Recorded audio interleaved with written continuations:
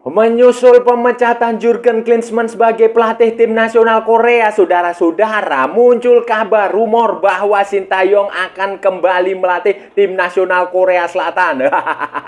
Jika ini terjadi, PSSI rugi besar, Indonesia rugi besar. Lagian, PSSI juga aneh, masa mau memperpanjang kontrak Sintayong jika sukses di Piala AFC U23 yang bukan ajang resmi? Padahal yang ajang resminya itu kan Piala Asia yang kemarin di Qatar. Aduh. Halo saudara-saudara, jumpa lagi dengan komentator gadungan di sini. Dengan komentator yang gadungan.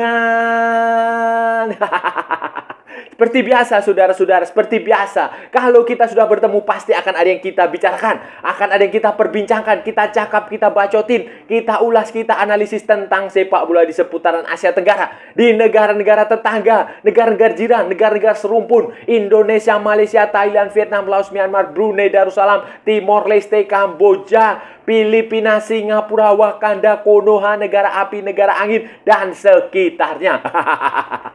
Semua akan kita bicarakan secara fair, secara jujur, secara adil, tanpa muatan politik, tanpa provokasi, tanpa kebencian, berdasarkan fakta dan bukan hanya klaim semata.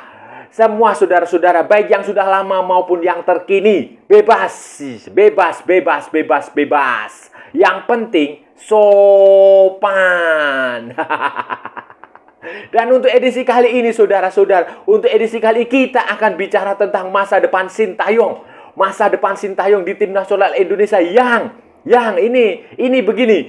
Setelah Jurgen Klinsmann dipecat sebagai pelatih Korea Selatan, muncul kabar bahwa Sintayong masuk salah satu calon pelatih tim nasional Korea Selatan berikutnya.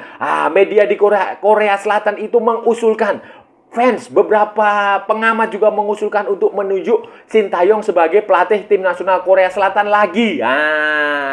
Kalau ini terjadi, saudara-saudara, ini akan sebagai sebuah kerugian besar bagi Indonesia yang PSSI sendiri aneh. Masa dia baru mau memperpanjang kontrak Sintayong kalau berhasil mencapai target di turnamen tidak resmi, di kompetisi tidak resmi, di kompetisi yang bukan agenda FIFA, Piala AFC U23. Ini kan aneh, saudara-saudara. Sementara agenda resminya itu kan kemarin, FIFA Matchday yang resmi itu kan kemarin Piala Asia. Jadi ini aneh sekali, saudara-saudara. Saya nggak tahu otaknya PSSI ini ada di mana.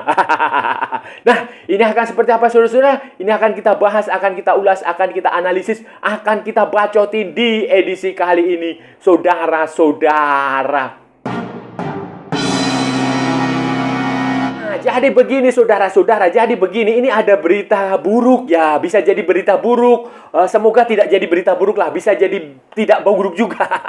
Bagi tim nasional Indonesia, bagi PSSI, bagi supporter Indonesia, bagi fans Indonesia, fans sepak bola Indonesia. Kenapa? Karena kemarin ini setelah tim nasional Korea Selatan, Asosiasi Sepak Bola Korea Selatan, KFA, itu memecat Jurgen Klinsmann akibat kegagalan di Piala Asia 2023 saat dikalahkan Jordania di semifinal, saudara-saudara.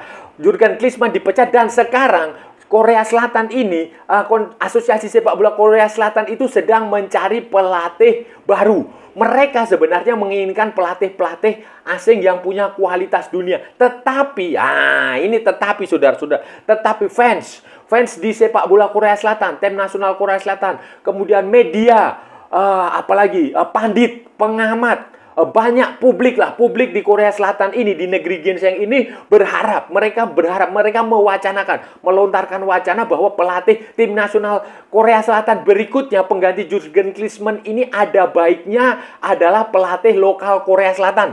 Pelatih asli Korea Selatan, orang Korea, begitu kira-kira. Baik yang sudah pernah menjadi pelatih maupun yang belum pernah menjadi pelatih tim nasional. Mereka mengusulkan sejumlah nama pelatih yang punya prestasi baik di Liga Korea Selatan, baik di luar negeri, baik di mana-mana lah. baik yang mana-mana, baik yang pernah menjadi pemain ataupun tidak. Itu mereka mengusulkan itu, dan itu wacana itu berkembang sangat sangat kencang, saudara-saudara. Banyak sekali media olahraga di Korea Selatan yang memperbincangkan itu. Channel-channel YouTube, kemudian di Instagram, di TikTok, di mana lagi, Twitter, itu banyak sekali membicarakan itu. Membicarakan bahwa kemungkinan harapan bahwa pelatih lokal Korea Selatan akan dipekerjakan sebagai pelatih tim nasional Korea Selatan pengganti Jurgen Klinsmann. Dari nama-nama yang beredar, saudara-saudara, dari nama-nama yang beredar ini bisa menjadi kabar buruk lah. Kabar buruk bagi Indonesia. Kalau Indonesia tidak bergerak cepat. Kalau PSSI melakukan kebodohan yang hakiki. Kalau PSSI salah langkah, kalau PSSI tidak buru-buru mengunci Sintayong. Kenapa saya bisa mengatakan ini akan menjadi kabar buruk, saudara-saudara? Karena dari banyak sekali nama yang disebut, nama pelatih Korea Selatan yang disebut oleh fans, oleh media, oleh supporter, oleh pengamat, oleh pandit, oleh media semualah. Di sosial media, di berbagai channel sosial media, di berbagai platform sosial media itu ada beberapa nama yang sebenarnya cukup bagus lah sebagai pelatih Korea, orang Korea yang punya catatan bagus menjadi pelatih. Misalnya Park Hang-seo yang sukses bersama tim nasional Vietnam, yang berhasil membawa Vietnam masuk ke 100 besar ranking FIFA. Kemudian Sintayong, saudara-saudara, Sintayong itu juga disebut sebagai calon pelatih yang layak untuk menggantikan Jurgen Klinsmann di tim nasional Korea Selatan nanti ke depannya. Sintayong menurut orang-orang di Korea Selatan itu dianggap berhasil membentuk tim nasional Indonesia dari tim yang mental tempe. Mental tempe itu apa ya? Mental kerupuk lah. Mental kerupuk yang loyo. Kemudian dia berhasil membentuk menjadi tim yang punya mental petarung. Fighting spiritnya bagus. Dan dia dipuji karena keberanian dia menampilkan pemain-pemain muda berusia 19, 20, 21, 22, 23 di turnamen sekelas Piala Asia. Walaupun hasilnya kalah, saudara-saudara, tetapi kemampuan Indonesia melolos sampai ke babak 16 besar itu mendapat pujian dari banyak media, banyak fans di Korea Selatan, banyak fans, banyak penggemar, banyak pengamat, sehingga Sintayong ini dianggap layak, dianggap cocok untuk diberi kesempatan kedua melatih tim nasional Korea Selatan setelah pada Piala Dunia 2018. Selain Park Hang-seo dan Sintayong, saudara-saudara, nama lain selain Park Hang-seo dan Sintayong yang dianggap sebagai pelatih lokal Korea Selatan yang sukses. Sukses lah, Park Hang-seo sukses, Sintayong juga sukses. Nama lainnya adalah Hong Myung-bo. Bagi Anda penggemar sepak bola yang tahun 2000-an sudah mengikuti sepak bola pasti tahu siapa Hong Myung-bo. Susah.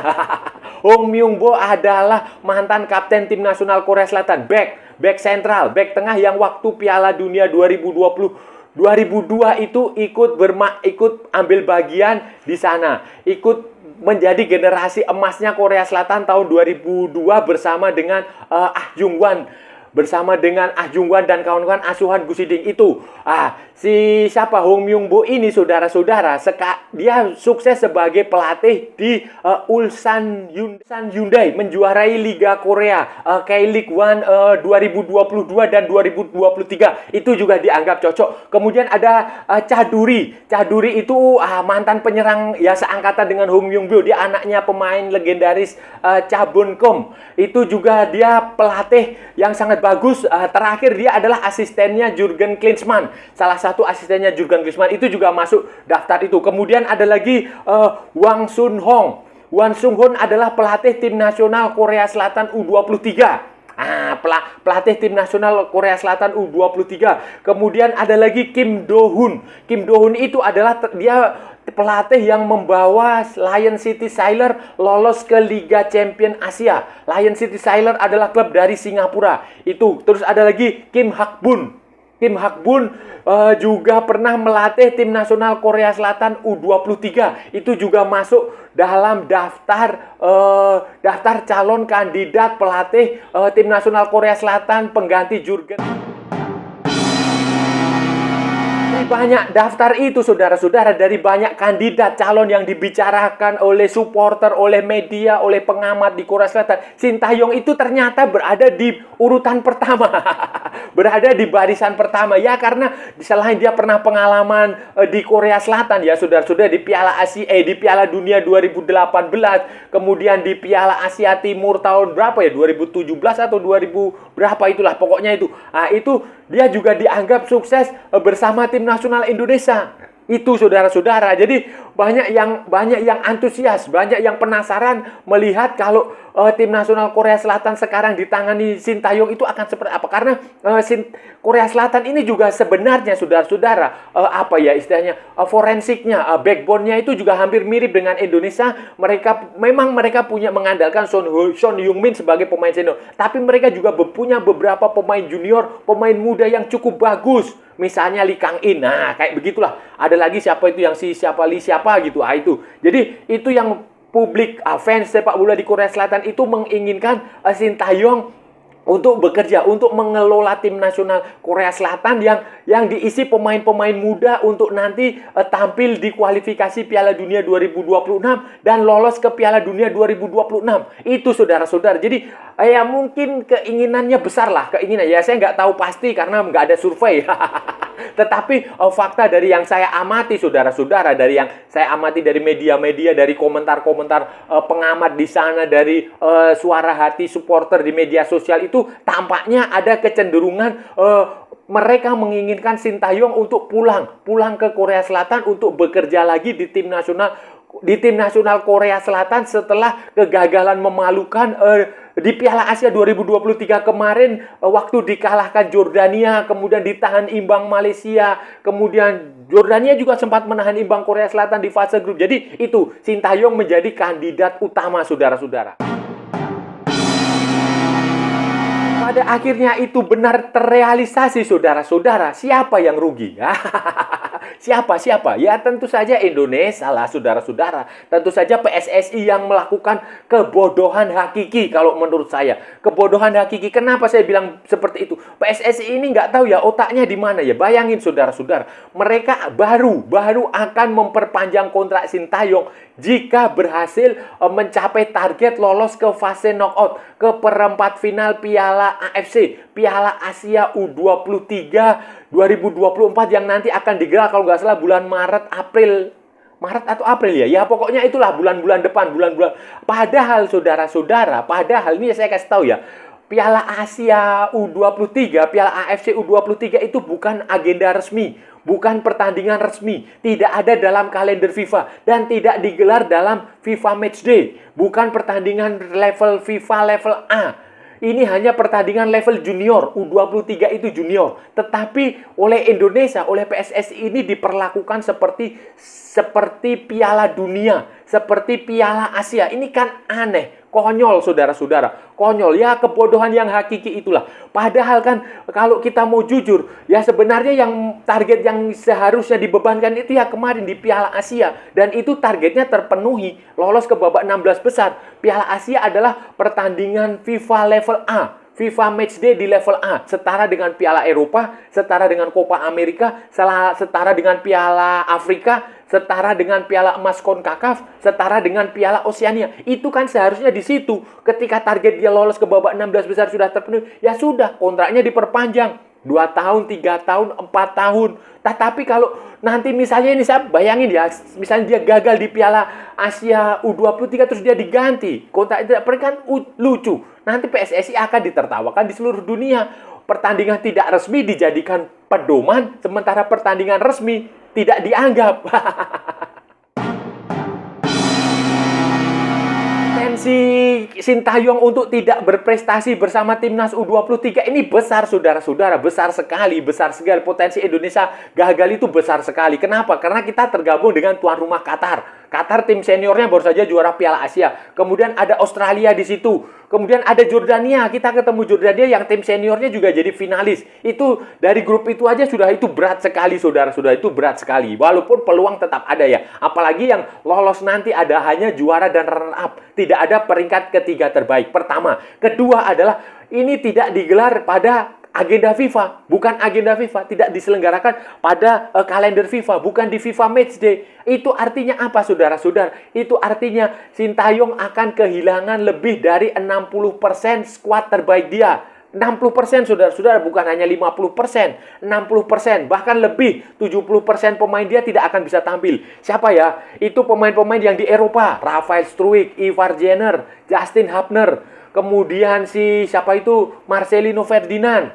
Kemudian ada lagi yang main di Korea, Suwon, Pratama Arhan. Itu sudah pasti tidak akan bisa main, saudara-saudara, sudah pastilah. Saya jamin lah, potong leher saya kalau mereka bisa main. Itu sudah pasti tidak main. Kemudian di dalam negeri kemarin Persija, Thomas Doll sudah mengatakan dia tidak akan mau melepas pemain U23. Padahal di skuad dia itu ada banyak sekali pemain U23. Ferrari, kemudian Donny Pamungkas, kemudian siapa lagi tuh ya banyaklah, ada beberapa pemain itu. Itu dia tidak akan dilepas. Bayangin, berarti kan sudah ya 60-70%, dan tanpa pemain inti itu, mereka semua itu adalah pemain inti ya, peluang Sintayong akan berat. Dia hanya akan mengandalkan beberapa pemain lokal Indonesia yang kemungkinan akan diizinkan tampil, tetapi kan di liga lokal juga mereka tidak mendapatkan banyak kesempatan bermain, saudara-saudara. Jadi ini berat sekali kalau PSSI membebankan Sintayong untuk berprestasi di Piala Asia U23, saudara-saudara. Jadi saudara-saudara, solusinya gimana? Apa saran komentator gadungan terhadap hal ini? Ya PSSI harus gercep, saudara-saudara, harus gerak cepat, harus satset, tastes. Harus segera diselesaikan kontrak Sintayong. Kemarin waktu Sintayong memberi sinyal bahwa dia diincar oleh tim dari luar Indonesia, luar Asia Tenggara untuk menangani kalau nggak salah itu tim nasional Cina. Kalau nggak salah itu tim nasional Cina. Dia itu sebenarnya memberikan sinyal kepada PSSI bahwa ya sudah, ini kontrak saya bagaimana, segera diperpanjang. Tetapi lagi-lagi Erick Thohir sibuk kampanye, sibuk pemilihan, sibuk pilpres. Jadi dia hanya mengatakan bahwa kontraknya masih 6 bulan kok. Nanti setelah Piala Asia U23 baru diperpanjang. Itu salah menurut saya. Jadi seharusnya kemarin setelah Piala Asia langsung diperpanjang. Jangan sampai Anda menyesal di kemudian hari, karena pelatih seperti Sintayong itu bagus. Nanti kalau dia sudah disamber oleh Korea Selatan, nangis darah kalian. Dan kalau dia sudah dapat tawaran dari Korea Selatan, dia pasti akan minta kenaikan gaji yang jauh lebih besar, yang sangat besar, dan itu kemungkinan juga nggak akan bisa dipenuhi. Kalau PSSI nanti berpaling dari Sintayong lagi, mulai lagi dari nol. Sementara piala kompetisi itu kan terus agendanya sudah pasti, sudah fit, jadi harus mulai lagi dari awal membangun. Ini kan kebodohan yang hakiki menurut saya, saudara-saudara. Jadi ya sebenarnya hal kayak gini ini sudah harus diantisipasi lah. Jangan memberikan target di turnamen yang tidak resmi. Ini kan lucu sekali ini ala pemikiran lokal pride lah itu, paradigma lokal pride itu seperti itu. Jadi segeralah perpanjang kontrak Sintayong 2 tahun, 3 tahun, 4 tahun, berapapun itu terserah. Tetapi yang penting supaya ada kesinambungan, keberlanjutan. Intinya seperti itu. Jangan sampai nanti menyesal di kemudian hari ketika tim nasional Korea Selatan benar-benar mengumumkan bahwa Sintayong akan menjadi pelatih pengganti Jurgen Klinsmann. Saudara-saudara, itu tadi pembahasan kita hari ini, saudara-saudara. Kita sudah bicara panjang lebar dari Alpha sampai Z, dari A sampai Z, dari barat sampai ke timur, dari utara sampai selatan, dari Sabang sampai Merauke, dari Pulau Rote sampai Pulau Miangas, dari London sampai Istanbul. Pokoknya kita sudah bahas dari Los Angeles sampai New York. Jauh sekali, saudara. Kita sudah bicara panjang lebar tentang nasib masa depan Sintayong di tim nasional Indonesia dan tim nasional Korea Selatan. Karena setelah Jurgen Klinsmann dipecat dari posisi pelatih Korea Selatan, muncul keinginan dari publik, dari supporter, dari media, dari fans, dari pengamat, dari pandit semua di Korea Selatan untuk memberikan kembali kesempatan melatih kepada pelatih-pelatih lokal Korea Selatan. Kepada pelatih-pelatih lokal Korea Selatan yang dinilai sukses baik di dalam maupun luar negeri, baik yang sudah pernah menjadi pelatih tim nasional Korea Selatan maupun yang belum pernah. Nama seperti Sintayong Park Hang-seo itu masuk dalam kandidat. Kemudian ada lagi pemain legendaris mereka, Hong Myung-bo. Hong Myung-bo yang sekarang sekarang masih kayaknya Ulsan Hyundai yang menjadi juara di K-League 2 musim beruntun 2022 dan 2023 itu juga masuk kandidat. Kemudian ada lagi Kim Do-hoon, mantan pelatihnya Lion City Sailor. Itu jadi ada beberapa pelatih lokal yang dianggap cocok untuk melatih Korea Selatan. Kalau ternyata pilihannya kepada Sintayong, saudara-saudara, sudah pasti tim nasional Indonesia rugi besar. PSSI rugi besar. Itu kebodohan PSSI kalau sampai Sintayong kembali ke Korea Selatan. Kenapa saya bilang itu kebodohan PSSI? Karena PSSI baru akan memperpanjang kontrak Sintayong nanti setelah Piala AFC U23. Padahal saudara-saudara, Piala AFC U23 itu bukan agenda resmi FIFA. Tidak di FIFA Matchday, tidak ada kalender FIFA, tidak ada peringkat FIFA-nya. Yang kalender resmi itu kemarin Piala Asia. Piala Asia 2023 yang baru saja selesai di Qatar. Itu yang resmi. Dan hasilnya Indonesia lolos ke babak 16 besar. Kenapa tidak di situ saja langsung diperpanjang? Ini kan aneh. Aneh lah saudara-saudara. Kebodohan yang hakiki. Dan saya rasa sudah cukup ya saudara-saudara pembahasan kita hari ini. Kalau ada salah-salah ya mohon maaf. Namanya juga gadungan saudara-saudara. Wajar kalau gadungan itu salah. Tetapi kalau benar berarti sebuah kebenaran. Kalau saudara-saudara merasa channel ini bermanfaat, berguna, menghibur, menginspirasi, silahkan like, share, and subscribe. Tapi kalau tidak saudara-saudara, abaikan saja. Skip. Jangan ditonton, tetapi jangan juga di-report. Kasihan saya saudara-saudara. Ikuti juga akun media sosial Komentator Gadungan ada di Instagram. Ada di Facebook dan ada di TikTok yang bukan TikTok Shop. Oke saudara-saudara, sampai bertemu lagi di edisi-edisi berikutnya dengan tema-tema yang jauh lebih tidak bermanfaat, dengan tema-tema yang jauh lebih tidak berguna, dengan tema-tema yang jauh lebih membagongkan. Salam olahraga dan merdeka!